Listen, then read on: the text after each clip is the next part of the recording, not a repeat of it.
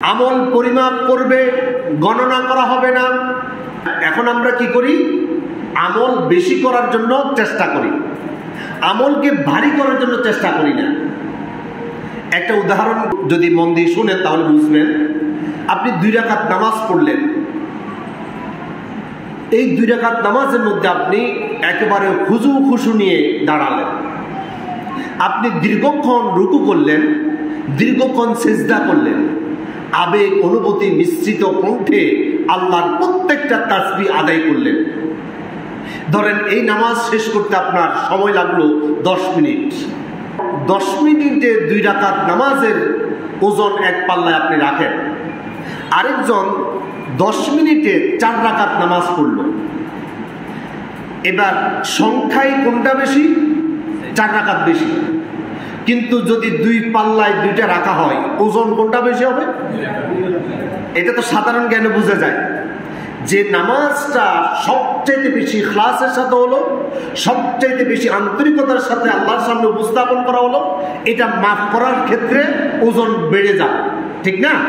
আর যেটা দ্রুত আদায় করা হলো, সংখ্যায় বেশি হতে পারে কিন্তু ওজনে কমে যাবে। আল্লাহ সুবহানাহু ওয়া তাআলা বান্দার আমলের হিসাব যখন নিবেন তখন গণনা করবেন না, তিনি ওজন করবেন।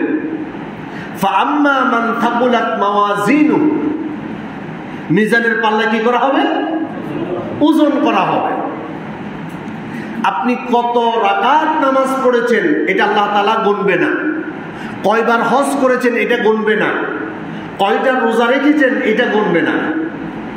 আপনার যে সমস্ত রোজা, হজ, যাকাত, মানব সেবা, মানুষের উপকার, মানুষের খেদমত, সব আমলগুলো যেহেতু আল্লাহ তাআলা কবুল করেছেন, এইগুলো সবগুলো এক পাল্লায় দেওয়া হবে। আর আপনি যত গুনাহ করেছেন সমস্ত গুনাহগুলো এক পাল্লায় দেওয়া হবে। তাহলে আল্লাহ কি গণনা করবেন না ওজন করবেন?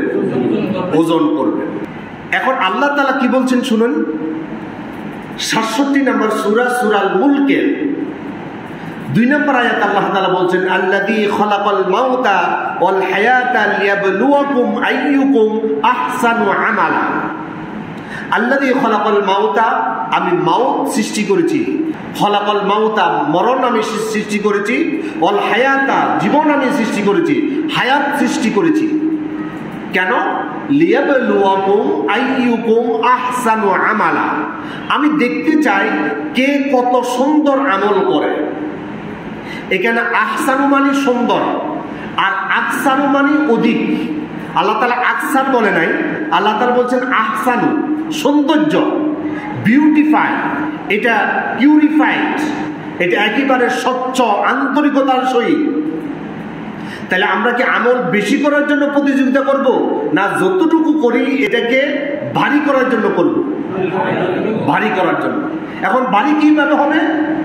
আপনি সিজদায় গেলেন, আল্লাহু আকবার, সুবহানাল্লাহ, সুবহানাল্লাহ, সুবহানাল্লাহ, সুবহানাল্লাহ, এটা কি ভারী হবে?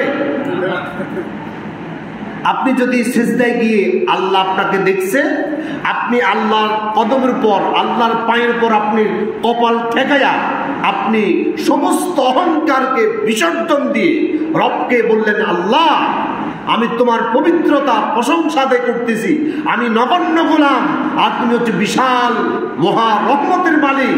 আল্লাহ তোমার সামনে তোমার গোলাম সিজদায় পড়েছে, আর তোমার রহমতের আশা নিয়ে আমি এই সিজদা শেষ করতে চাই।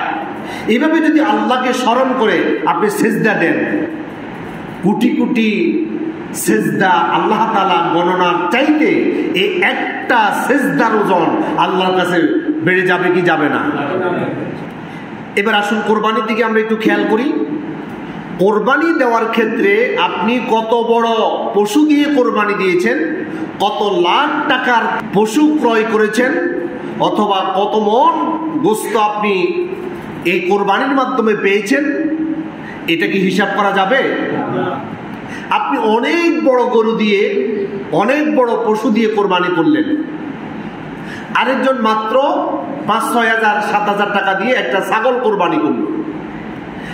যে ব্যক্তি একটা ছাগল বা বকরি দিয়ে কোরবানি করলো, তার ইখলাস খুব চমৎকার, আল্লাহর প্রতি প্রেম, আল্লাহর প্রতি ভালোবাসা, আল্লাহর প্রতি নিজেকে উৎসর্গ করার মানসিকতা 100% পিওর, কিন্তু আপনি বড় পশু দিয়ে কোরবানি দিলেন, আপনার ভিতরে অহংকার লালন করছেন, পশুর গোশত কত মন পেলেন এটা হিসাব করতেছেন, এই মুন্সিপাড়া এলাকার ভিতরে সবচাইতে দামি গরু আমি দিলাম, এরকম একটা টেন্ডেন্সি কাজ করতেছে। আচ্ছা, এই বড় পশু দিয়ে কোরবানি দেওয়া আর একটা ছাগল দিয়ে কোরবানি করা, দুই কোরবানির পাল্লার মধ্যে যদি রাখেন, কোনটা ওজন বেশি হবে? কেন? গোশত যেটার বেশি এটা ওজন বেশি হবে না? ইখলাস হচ্ছে আল্লাহর কাছে সবচাইতে ওজন, সবচাইতে আল্লাহর কাছে প্রণিধানযোগ্য। 20 বছর, 30 বছর, অনেকে 50 বছর পর্যন্ত কোরবানি করে আসছে, কিন্তু আপনার কোরবানিটা কবুল হচ্ছে কি হচ্ছে না এই ধরনের কোনো টেনশন বা আগ্রহ আন্তরিকতা আপনার মধ্যে নাই। আপনার এই পশুর দিকে, এই কোরবানির দিকে আল্লাহ তাআলা ফিরেও তাকাবেন না, কারণ আপনার প্রতি আল্লাহ সুবহানাহু ওয়া তাআলার যে বিধানটা আল্লাহ তাআলা দান করলো, এটা নিছক একটা আনুষ্ঠানিকতায় আপনি রূপ দান করলেন, কিন্তু আপনার ভিতরে স্যাক্রিফাইসের কোনো মানসিকতা নাই। আল্লাহর দরবারে আপনার ইবাদত উৎসর্গ করার, আত্মসমর্পণ করার কোনো আন্তরিকতা নাই। এটা কি আল্লাহর দরবারে কবুল হবে? প্রাচীন যুগে আমরা গত আলোচনায় বলেছিলাম, মক্কার কুরাইশরা বা মক্কাবাসী যারা ছিল প্রাচীন যুগে, তারা কোরবানি করার পর রক্তগুলো কাবাঘরের দেয়ালের মধ্যে লেপন করে দিত, আর পশুর মাংসগুলো কাবাঘরের দরজার সামনে উপস্থাপন করত। তারা মনে করত, আমরা যে সমস্ত দেবদেবীর জন্য কোরবানি করলাম, দেবদেবীর সামনে উপস্থাপন করলাম, রক্তগুলো কাবাঘরকে দিয়ে দিলাম, মাংসগুলো দেবদেবীর সামনে, অর্থাৎ কাবাঘরের ভিতরে 360টা মূর্তি আছে, কাবাঘরের সামনে রাখা মানে 360টা মূর্তির সামনে রাখা। তাহলে আমরা মূর্তির জন্য কি করলাম? কোরবানি করলাম। কোরবানি যেহেতু তোমার জন্য করলাম, তোমাকে রক্ত দিয়ে দিলাম, মাংস দিয়ে দিলাম, খাইলে খাও, না খাইলে যা করা তা করো, আমারটা আমি দিয়ে দিলাম। আল্লাহ বলতেছে, না, আমার কাছে তোমাদের রক্ত আসবে না, মাংস আসবে না, কিচ্ছু প্রয়োজন নাই। আমি শুধু তোমার তাকওয়াটা, তোমার আন্তরিকতা দেখবো। তুমি কত টাকার পশু ক্রয় করলা, মুন্সিপাড়ার মধ্যে সবচাইতে বড় গরু দিছ নাকি ছোট পশু দিছ, এটা আমি দেখব না। এখন বড় পশু দেওয়ার জন্য সুদের উপর টাকা নেই, এরকম আছে না? আচ্ছা, সুদ কি হালাল না হারাম? হারাম যদি 100 কোটি টাকাও ব্যয় করা হয়, আল্লাহ দরবারে কি কবুল হবে? আপনি ছোট দেখে দেখেন, আপনার আন্তরিকতাটা বড় করেন, আন্তরিকতাটা ছোট করে পশু বড় করলে লাভ নাই। পশু যাই হোক ছোট বড়, কিন্তু আন্তরিকতাটা হতে হবে বড়।